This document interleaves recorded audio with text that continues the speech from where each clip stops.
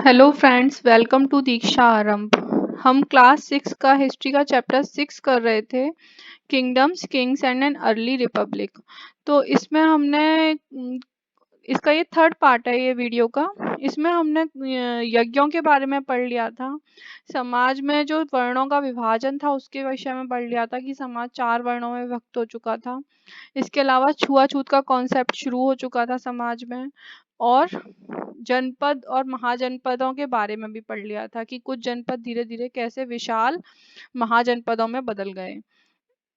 अब हम आगे स्टार्ट करते हैं। और इसके अलावा टैक्सेशन सिस्टम हमने पढ़ लिया था कि इस समय टैक्सेशन जो है वो रेगुलर हो चुका था। पुराने टाइम में हमने पढ़ा था वैदिक काल में कि राजा को नियमित भेंट नहीं दी जाती थी, लोग ओकेजनली अपनी इच्छा के अनुसार भेंट उनको प्रदान करते थे। लेकिन अब क्या है, अब राजा नियमित टैक्स की वसूली करने लगे। सेनाएं भी नियमित रूप से रखी जाने लगी और उनको वेतन दिया जाने लगा नियमित रूप से। तो इस तरीके के चेंजेस समाज में शुरू हो चुके थे हर तरह से। अब चेंजेस इन एग्रीकल्चर हम स्टार्ट करते हैं। There were two major changes in agriculture around this time. तो इस समय दो मेजर चेंज आए एग्रीकल्चर में, यानी कृषि में दो बड़े चेंज आए। क्या क्या आए वो? One was the growing use of iron plowshares. This meant that heavy clayey soil could be turned over better than with a wooden plowshare. तो पहला तो ये था कि जो लकड़ी का हल होता था, उसकी तुलना में उसकी बजाय अब क्या आयरन का हल यूज होने लगा। तो आयरन जो होता है वो ज़्यादा कठोर होता है, ज़्यादा मजबूत होता है और ज़्यादा शार्प भी होता है। अगर उसका बनाया जाए शार्प तो उससे जो है हर तरह की मिट्टी जो ज़्यादा क्लेली सॉइल यानी कि जो कि चिकनी मिट्टी होती है और बहुत हैवी टाइप की जो सॉइल होती है उसको भी आसानी से पलटा जा सकता था। तो अब हर जगह पे खेती होने लगी धीरे धीरे। बहुत सारी जमीन को जंगल काट काट के खेती के लिए यूज किया जाने लगा। तो अब इसलिए पैदावार ज्यादा होने लगी, so that more grain could be produce. तो ज्यादा पैदावार होने लगी, हर जमीन ज्यादा जमीन पर खेती होने लगी और अच्छे तरीके से उसकी खेत की जुताई होने लगी लोहे के हल से। Second, people began transplanting paddy. This meant that instead of scattering seed on the ground from which plants would sprout, saplings were grown and then planted in the fields. This led to increased production as many more plants survived. तो दूसरा change क्या हुआ कि जो paddy यानी धान की जब खेती होती है तो पहले तो क्या होता था कि बीज जो है वो पूरे खेत में फैला दिए जाते थे जुताई करके।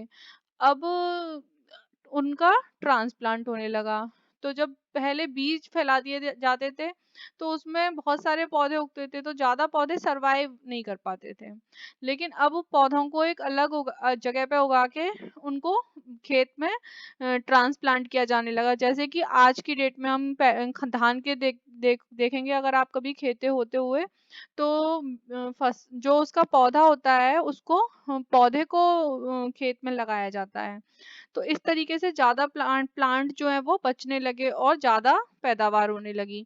तो इस तरीके से ये दो मेजर चेंजेस आए एग्रीकल्चर में। एक तो लोहे का हल यूज होने लगा, दूसरा जो धान है उसको ट्रांसप्लांट करके लगाया जाने लगा। However, it was back-breaking work. Generally, slave men and women, dasas and dasis and landless agricultural labourers had to do this work. लेकिन ये जो काम था ये बहुत परिश्रम का काम था, बहुत मेहनत का काम था। तो सामान्य रूप से कौन करता था? जो दास या दासी होते थे वो लोग करते थे, या फिर जो भूमिहीन कृषक होते थे। जैसे कि आज भी भूमिहीन कृषक होते हैं कि बहुत सारे लोग जिनके पास खुद की जमीन नहीं होती वो दूसरों के खेतों में काम करते हैं और इसके बदले में उन्हें पैसा मिलता है या फिर कुछ फसल का हिस्सा मिलता है। तो इस तरीके से ये लोग ये काम करते थे। और दास या दासी कौन होते थे? जो युद्ध बंदी बना लिए जाते थे वो दास या दासी का काम करते थे। तो इस तरीके से खेती में भी चेंजेस आने शुरू हो गए। A closer look, Magad. Find Magad on map 4. Magad became the most important Mahajanpad in about 200 years ago. तो 200 years। तो हम देखते हैं मगध। मगध जो है प्रेजेंट डे बिहार वाला पोर्शन है, जो पटना वाला एरिया है बिहार का, वो वाला। तो ये है मगध। तो मगध में इस समय काफी सारे, इस समय मगध जो है वो एक शक्तिशाली महाजनपद बन के उभरा। हमने देखा था कि पहले जनपद होते थे और उनमें से बहुत सारे जनपदों में से बाद में 16 महाजनपद बने। इनमें भी जो 16 महाजनपद है, मगध जो है वो सबसे शक्तिशाली बन के उभरा। तो रीजन देख लेते हैं। Many rivers such as the Ganga and Son flowed through Magad. This was important for transport, water supply, making the land fertile. तो रीजन ये है कि यहाँ पे बहुत सारी जो नदियां हैं वो मगध से होके बहती थी। जैसे कि इसमें दो नदियों के नाम दिए हैं, गंगा और सोन के। इसके अलावा एक और रिवर है पुनपुन, वो भी मगध से होकर बहती थी। और ये नदियां जो है वो क्यों इम्पोर्टेंट थी? क्योंकि एक तो पहला सबसे बड़ा काम जो होता है नदी का, वो क्या होता है? Water supply. कि नदियां जो है वो पीने के पानी, पीने के लिए, कृषि के लिए, हर तरह के काम के लिए हमें पानी की आवश्यकता होती है, तो पानी की सप्लाई करती थी।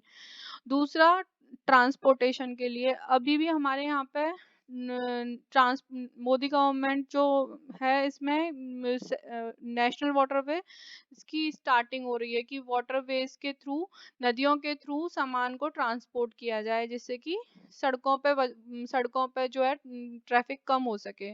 तो अब पुराने समय में भी जो नदियों के थ्रू ट्रांसपोर्ट हुआ करता था, यानी कि व्यापारी अपनी नाव में सामान लाद के ले जाते थे और नदियों से ही एक शहर से दूसरे शहर तक पहुंच जाते थे।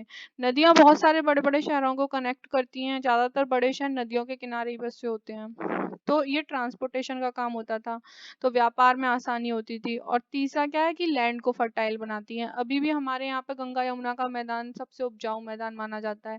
तो ये लैंड को फर्टाइल कैसे बनाती है कि ऊपर से जो है पहाड़ों पे से बहुत सारी मिट्टी को बहा के, पत्थरों को बहा के, तो बहुत सारे जो मिनरल्स होते हैं इनके साथ बहकर आते हैं। तो इस तरीके से जमीन को उपजाऊ बनाती हैं। तो इस तो इसीलिए भी जो नदियां हैं वो बहुत इंपॉर्टेंट हैं।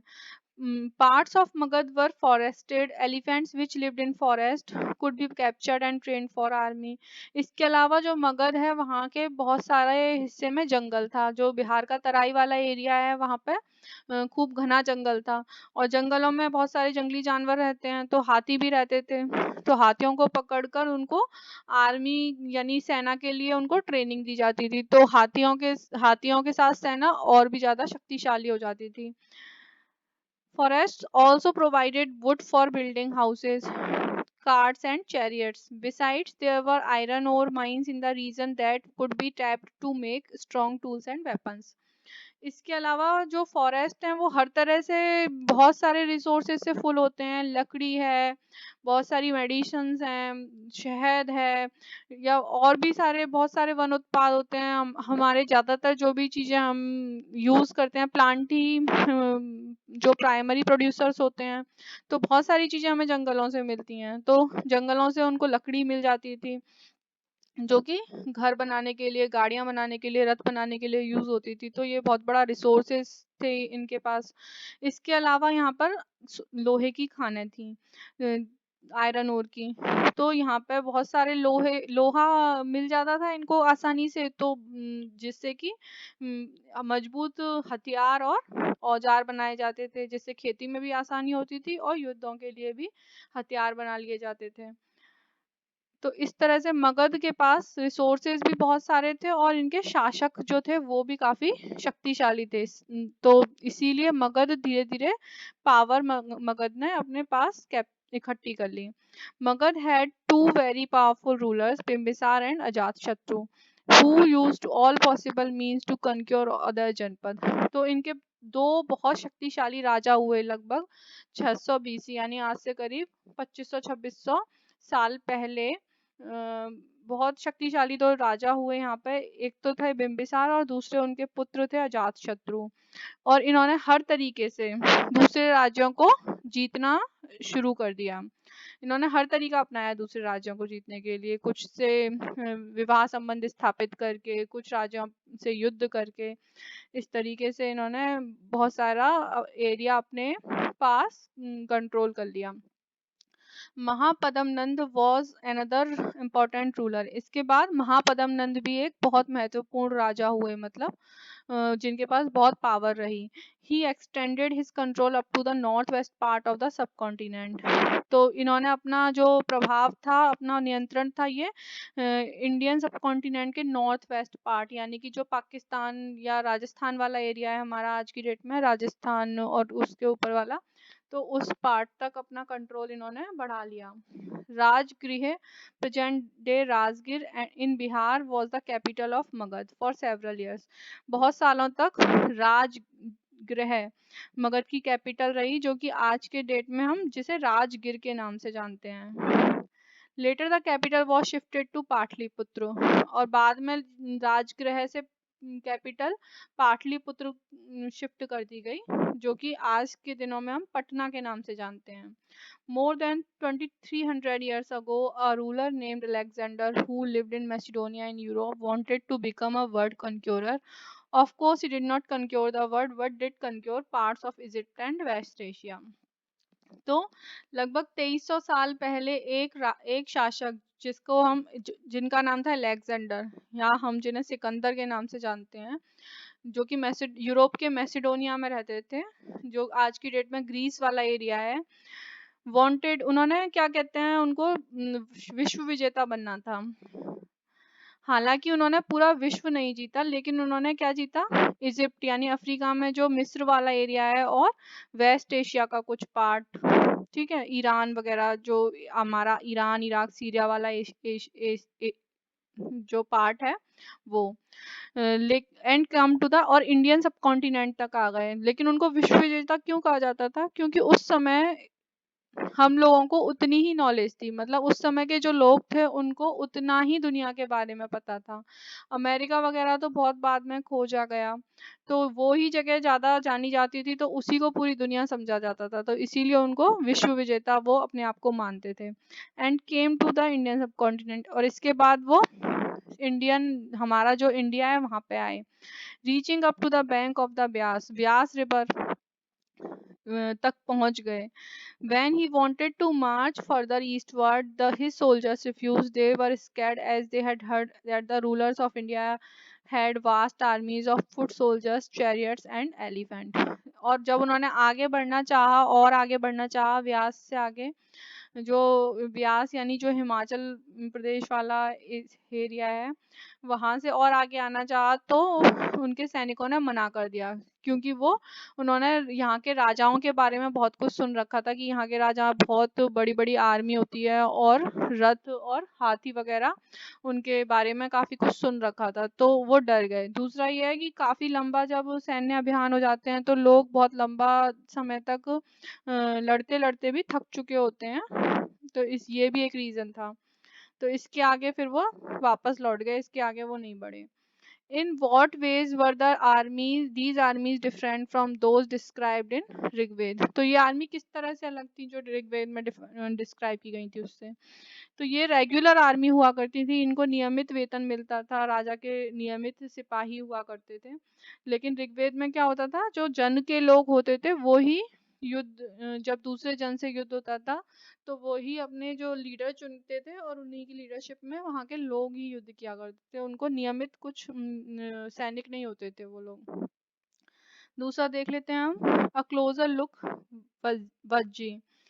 जब हम 16 महाजनपदों की बात करते हैं, तो उसमें हमें 2 महाजनपदों के नाम मिलते हैं, वज्जी और एक है मल्ल। तो ये जो हैं बाकी 14 से डिफरेंट थे, क्योंकि यहाँ पे गण हुआ करते थे, मतलब यहाँ पर शासक एक नहीं हुआ करता था, यहाँ पर ये गणतंत्र थे। तो हम देखते हैं कैसे थे ये। While Magad became a powerful kingdom, Vajji with its capital at Vaishali was under a different form of government known as Gana or Sangha. जब हम जबकि मगध में एक पावरफुल किंगडम थी, यानी कि एक शक्तिशाली शासक का राज्य था, तो वज्जी जिसकी कैपिटल थी वैशाली बिहार में, एक अलग टाइप की गवर्नमेंट थी, वहां पे अलग तरह की सरकार चलती थी। कैसे? जिसको गण या संघ के नाम से जाता था। इन अ गण और अ संघ there were not one but many rulers. तो यहाँ पे एक राजा नहीं होता था, बल्कि बहुत सारे राजा होते थे। ठीक है। Sometimes even when thousands of man rule together, कई बार हजार से भी ज्यादा राजा हुआ करते थे। Each one was known as a raja, सबको राजा माना जाता था, सबकी पदवी बराबर हुआ करती थी। These rajas perform rituals together, ये बराबर एक साथ जो है विभिन्न तरह के अनुष्ठान किया करते थे। They also met in assemblies and decided what had to be done and how. और ये सभाओं में मिलते थे और डिसाइड करते थे, मतलब निर्णय लेते थे आपस में मिलकर सहमति से कि हमें क्या करना है, कैसे करना है। मतलब हर तरह का निर्णय यहाँ पर आपस में बात करके लिया जाता था। थ्रू डिस्कशन एंड डिबेट, यानी कि आपस में बातें करते थे और एक दूसरे की बात सुनी जाती थी, फिर जो सर्वसम्मति से, जो सबकी ज्यादा लोगों की सहमति से फिर निर्णय हुआ करते थे। For example, if they were attacked by an enemy, they met to discuss what should be done to meet the threat. However, women, dasas and kamkaras could not participate in these assemblies. मानो कि उन पर किसी ने आक्रमण कर दिया तो वे आपस में मिलते थे और फिर डिस्कस करते थे कि हमें क्या करना चाहिए किसी इस तरह के थ्रेट से मिलने, मतलब निपटने के लिए। ये जो खतरा हमारे सामने आ खड़ा हुआ है, तो इससे निपटने के लिए हम सबको मिलकर क्या करना चाहिए। तो वो लोग आपस में मिलकर एक निर्णय लेते थे और फिर उसको फॉलो करते थे। और यहाँ पर जो है ये जो लोग होते थे शासक, इनमें राजा, दास और कर्मकार, जो हमने पीछे पढ़ा है कि जो लैंडलेस लेबरर होते थे, उनको पार्टिसिपेट उनका उनको भाग लेने की अनुमति नहीं थी इन सभाओं में। Both the Buddha and Mahavira belong to ganas और संघास, बुद्ध और महावीर दोनों जो है वो ऐसे ही गण या संघ से बिलोंग करते थे। यानी कि वो जिस राज्य, मतलब दोनों ही राजकुमार थे अपने अपने राज्यों में, और दोनों ही ऐसे ही राज्यों के राजकुमार थे वो जो कि गण थे या संघ थे। Some of the most vivid descriptions of life in the संघास can be found in Buddhist book. और संघों के बारे में ज्यादा हमें बुद्धिस्ट साहित्य से पता चलता है।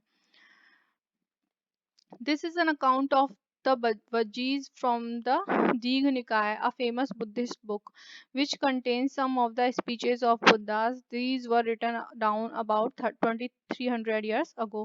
तो एक बुद्धिस्ट बुक है, बौद्ध बुक है, बौद्ध साहित्य से निकली हुई, दीघ निकाय करके, जो कि आज से 2300 साल पहले जिसको लिखा हुआ माना जाता है, और जिसमें भगवान बुद्ध की कुछ मतलब उनके शिक्षाएं और उनके भाषण संग्रहित हैं।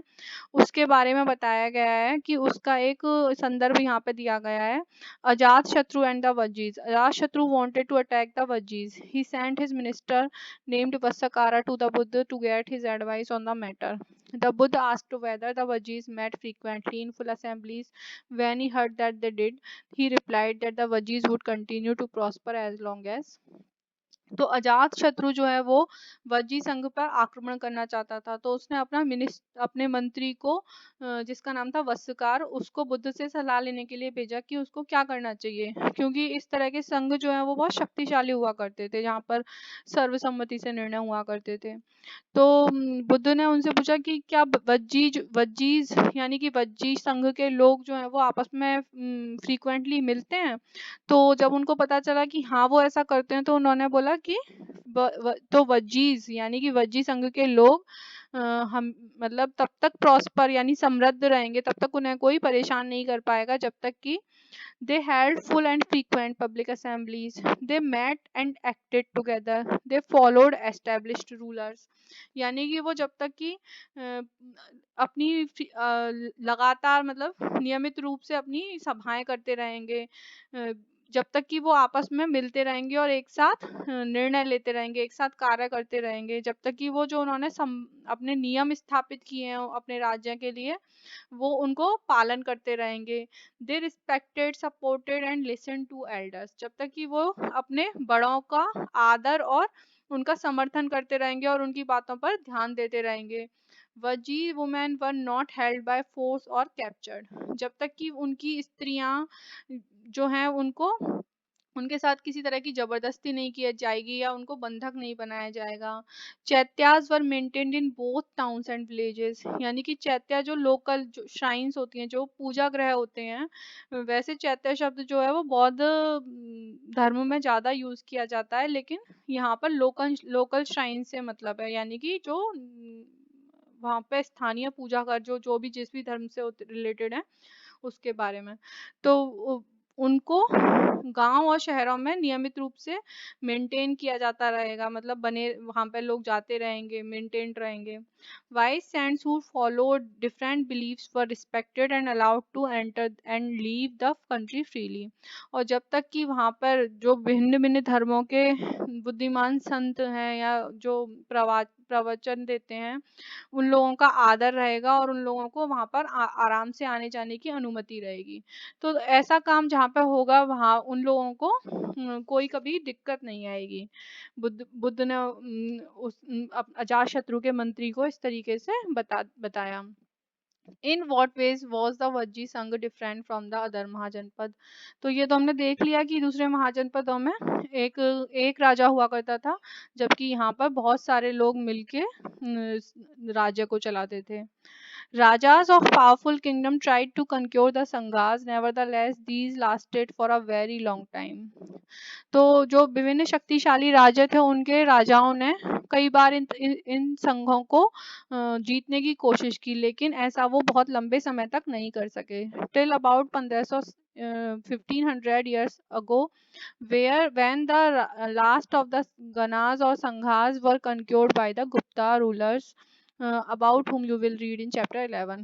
जब तक कि 1500 साल पहले यानी कि गुप्ता रूलर्स का शासन था लगभग 300 एडी के आसपास, यानी कि आज से करीब 1500 1800 साल पहले, जब तक कि उनको गुप्ता रूलर्स ने जीत नहीं लिया है, तब तक कि इस तरह के संघ जो है वो मतलब आराम से बने रहे। Find Greece and Athens in your atlas. अगर आप एटलस में देखेंगे तो आपको दिखेगा यूरोप में मेडिटेरेनियन सी के ऊपर ग्रीस, तो देखिएगा। Around 2500 years ago, the people of Athens set up a form of government which was called a democracy, which lasted for about 200 years। तो आज से करीब 2500 साल पहले, यानी 500 बीसी, वही जो बुद्ध जो और महावीर का टाइम था उसी समय के करीब की बात है, कि जब वहाँ माना जाता है कि एथेंस के लोगों ने एक तरह की नई तरह की गवर्नमेंट को शुरुआत की, जिसे कि डेमोक्रेसी कहा जाता था, और लगभग 200 सालों तक ये चली। All free man over the age of 30 were recognised as full citizen. तो वहाँ पर सभी मुक्त व्यक्ति, यानी सभी स्वतंत्र लोग, यानी कि जो दास या दासी नहीं होते थे और जिनकी उम्र 30 से ऊपर होती थी, उनको पूर्ण नागरिक माना जाता था।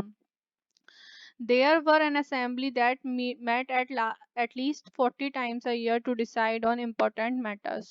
और वहाँ पर एक असेंबली, एक सभा हुआ करती थी कम साल में कम से कम 40, यानी कि महीने में वीकली या फिर महीने में कम से कम 3 बार हुआ करती होगी।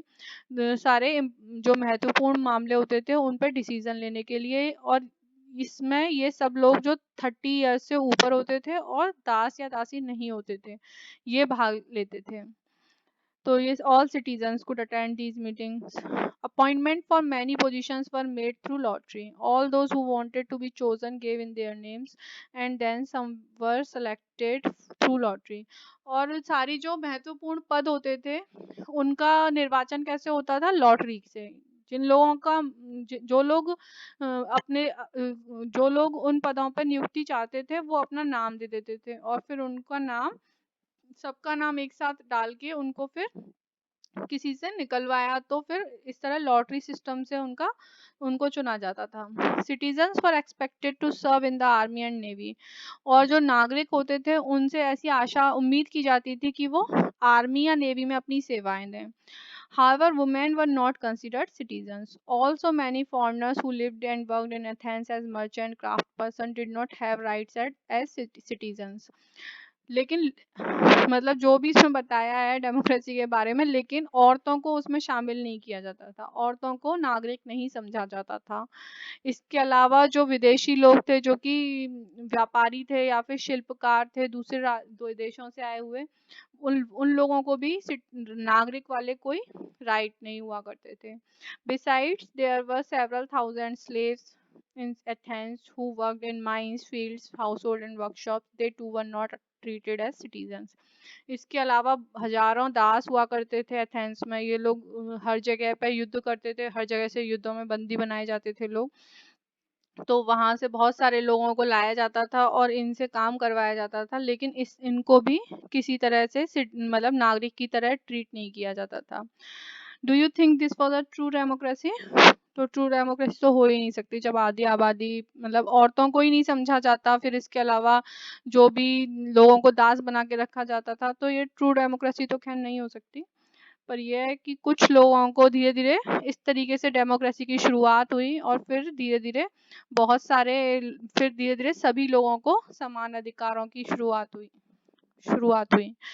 तो यहाँ पर हम चैप्टर फिनिश हो गया है हमारा, तो ख़त्म करते हैं इसको। Thank you, thanks for watching.